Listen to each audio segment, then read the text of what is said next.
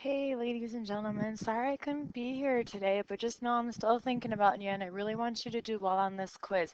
So that's why we're going to quickly power through what answers you were supposed to get, how you're supposed to get them. I'm not going to spend a lot of time talking through because you probably have already finished it most of the way. I just want to make sure I cover any questions you might have. So let's take a look at the first problem.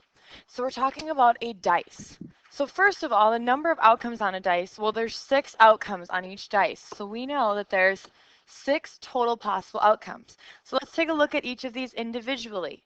The probability of rolling a 4, well, there's only one 4 on the dice. So 1 divided by 6. That's going to be our probability. Remember, it's always number of successes over total possible outcomes. So 1 divided by 6, you write that as a decimal, you get 0.167.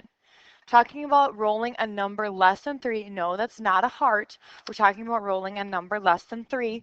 The only numbers that are less than 3 are 1 or 2. So there's 2 successes. So our fraction then is going to be 2 over 6. You write that as a decimal, and you get 0.33. Taking a look at number 3 of rolling a 2 or a 5, well, that's 2 options. So again, we're going to have 2 over 6, which is the same as 0.33.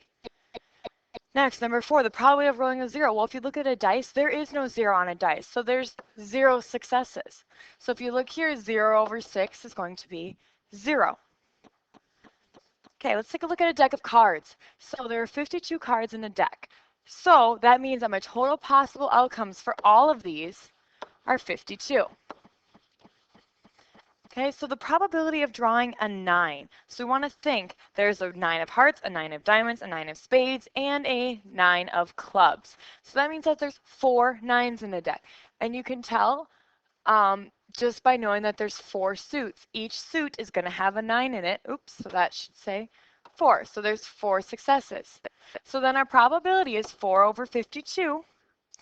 Write that out as a decimal and you get 0.077. Okay, the probability of drawing a diamond, well, that's one of our suits. So basically, there are 52 cards. We want to divide them by 4, and that's how many each suit has. So each suit has 13 cards in it. Okay, each suit has 13 cards in it. So we're going to take 13 divided by 52, write that as a decimal, and you get 0.25. Let's take a look at the probability of drawing a red card. Well, now we're counting for diamonds and hearts. So there's 13 diamonds and 13 hearts. So that means there's 26 total successes, which is half the deck. So in theory, our probability should be 1/2. Well, 26 divided by 52 is 0.5 or 50%. Again, you can decide if you want to write them as a decimal or a fraction, or sorry, a decimal or a percent. You decide what works better for you. So taking a look at number 8, well, the probability of drawing a 7, there's 4 of those. Probability of drawing a club, there's 13 of those. So we have 17 successes. So now what we're going to do is we're going to take 17 and divide it by 52. When you take 17, divide by 52, you get 0.33. Now we're going to look a little bit more in depth into this type of problem later on in our probability unit. So for right now, we're just going to do it this way. We're going to look at it a little more in depth later on. But right now, we're just going to look for straight probability without putting too much into it. Let's take a look at just some general probability questions. So we're rolling a fair die. That means no matter what, there's no weight. It's going to be fair. Each number has an equal opportunity, and he got a 5. So now we're going to roll the dice again. Okay, the time we rolled the dice before doesn't count for this time. That doesn't really matter. So this part doesn't even really tell me anything. If he rolls the die again, what is the probability that he rolls a 1? Well, we want to do number of successes over our total. There's only one way that you can roll a 1, divided by 6 total on the dice. So again, we have that 1/6, which is 0.167. Okay. Next, let's take a look at number 12. So there are 18 different flavors of Blizzards at Dairy Queen. 18 different flavors of Blizzards. Colin's favorites are M&M, peanut butter cup, and banana cream pie. So he has 3 favorites.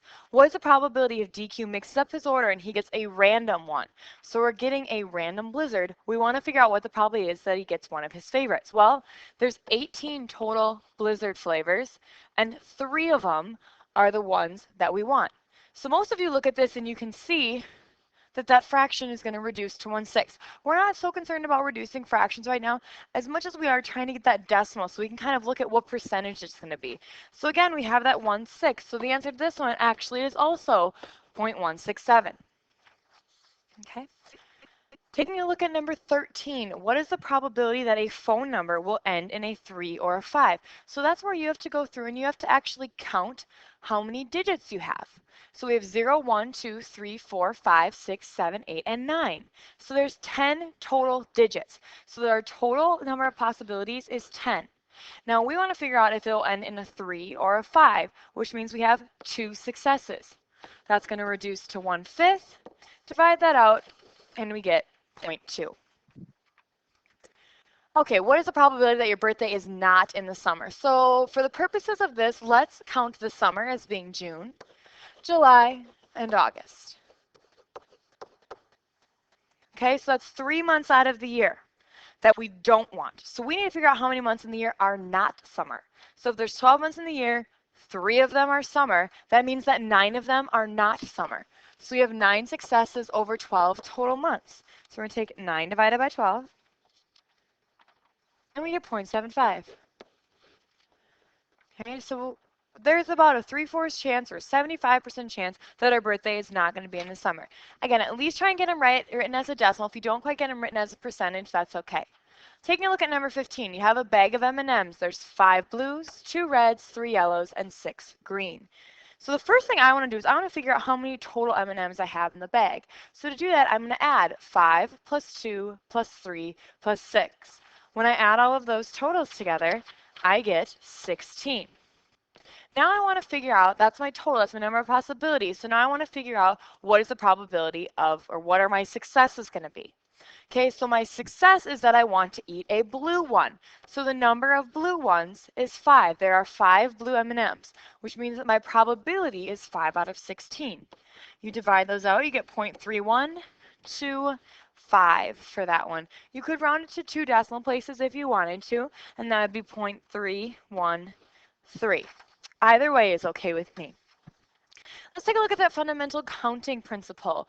Okay, the Downtown Deli offers a lunch special in which you can choose from 4 different sandwiches, 6 different side dishes, and 5 different beverages. How many lunch specials can you order? So, 4 different sandwiches, 6 different side dishes, and finally 5 different beverages. So the fundamental counting principle just tells us if we have a bunch of different ways you can do things, you can make a tree diagram, but the tree diagram is the same thing as just multiplying all of those together. So I'm going to take the 4 different sandwiches times the 6 different dishes times the 5 different beverages, and I'm going to multiply all of those together.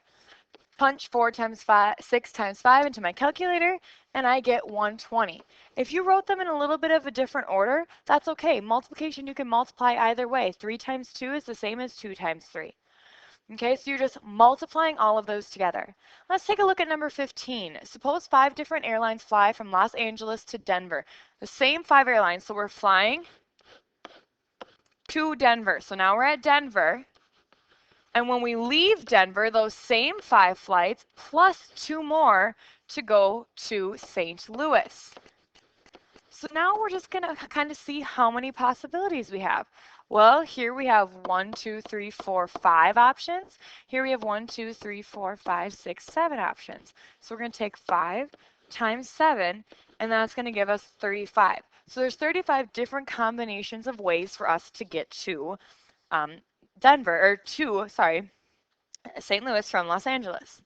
Okay, and that should actually be spelled with an O, Los Angeles. In case you were wondering, that is what it is. All right, let's just take a look at these general factorials. Remember, the factorial doesn't mean it's 3 and it's really excited about being a 3. Okay, factorial actually means something in math. It has a numeric value. So what we're going to do is we're going to take that 3 and we're going to multiply it on down. So 3 times the next number before it times number before it till we get down to 1. Well, 3 times 2 times 1 is going to give us 6. Same thing with number 7. We're going to start with 7 and we are going to multiply our way down. 7 times 6 times 5 times 4 times 3 times 2 times 1. Some of you may have discovered a factorial key on your calculator. If you have, that's great. Feel free to use it. Otherwise, this method will always work, writing it out as you're multiplying. And that's going to give you 5,040. There's no need to put a label on it because 7 factorial really just represents a number. And that's what we have here. So let's take a look at number 18. So this is our review stuff. So whenever you see things in factored form, you're going to want to use that zero product property. Remember, the zero product property says that we can take two factors that are set equal to 0, and we set both of them equal to 0 to solve for x. So to start off with, I'm going to do this. I'm going to take x minus 7, set it equal to 0. 2x plus 5, set it equal to 0. So I just set both of those equal to 0. Now I'm going to solve each of those for x. On this one, I'm going to add 7 to both sides, and I get that x is equal to 7. On this next one, I'm going to subtract 5 from both sides. I get 2x is equal to negative 5, divide both sides by 2, and I get x is equal to negative 5 halves. So you want to make sure you have both options there and make it obvious to me. Okay, make it obvious what your answers are. Let's take a look at number 19. So for number 19, we have to factor first. So I'm going to set up my x. I'm going to multiply my first coefficient, which is just 1, times my last coefficient. 1 times 8 is just 8. Now I'm multiplying to 8 and adding to 9. Because I have a positive product, both my signs are positive. Okay, so what multiplies to 8? Well, 2 and 4, but also 8 and 1. 8 times 1 is equal to, 8 times 1 is equal to 8, and 8 plus 1 is equal to 9. So I'm going to use those. Now I'm going to use these two factors right out here. I'm going to use that to split up that 9x. So I'm going to write this as x squared plus 8x plus 1x plus 8. And that's equal to 0. We're going to worry about that in a second. So now I'm going to factor that. So next thing we want to do is pull the GCF out of each group. So between x squared and 8x, all I can take out is an x. And then I'm left with x plus 8. Then I'm going to take a look at my second group. Well, I have 1x plus 8. I can't take anything out of there. So all I'm going to do is take out a 1. So on the outside, I'm going to write plus 1. And on the inside, it's going to stay x plus 8. So then we check. Awesome. Our leftovers are matching. So we're going to go ahead and we are going to factor those leftovers out. So we have x plus 8. And then once we get rid of that x plus 8, we have x plus 1 left over, and we're going to set each of those equal to 0.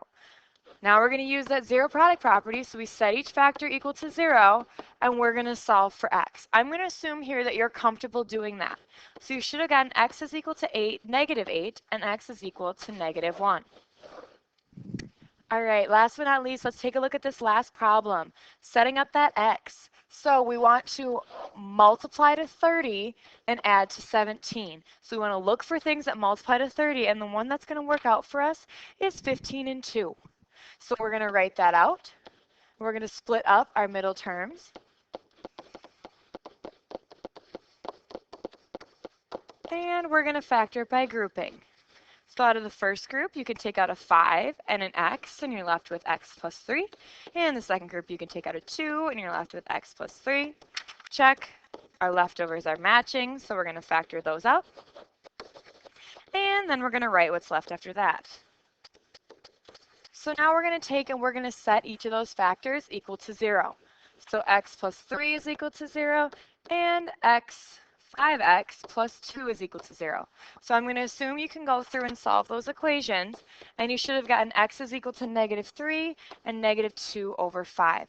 Okay, so now we're going to have you take your quiz, so please be respectful. Remember, I do want you to stay quiet until everybody has finished. Be respectful of your peers. Have a great weekend, and I will see you on Tuesday.